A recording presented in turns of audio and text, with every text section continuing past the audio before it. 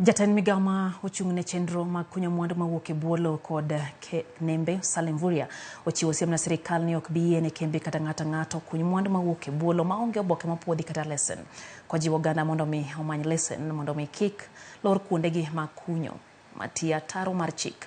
Kolose ward ma Kiambere e kaunti ma Embu e kinde yango chenro manono rang'iny kod kwan mwandu mawuok e buolo ma pacho ka. Mvurya wacho ni piny Kenya lalo pesa mathoth kokalo e chenro mag kunyo ma ok opuodhi.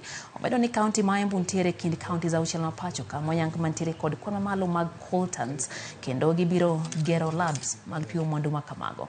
Sirkal mamalo biro bedo kayudo pok mar 70% mar mwandu mawuok e buolo. Tend kaunti biro yudo 20% ka gweng' ma ikunyo mwanduno to ibiro yudo 10% mar mwandugo.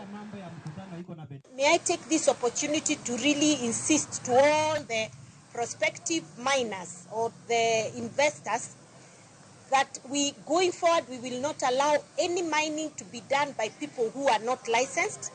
And so we are going to be working very closely with security team here to make sure we get out any illegal mining companies or individuals who do not have licenses. Most of the wananchi here are being conned by people who understand the sector but they don't want to disclose. So we have discussed and agreed on how we work together on the issues of licensing. We also looked at the issues of benefits.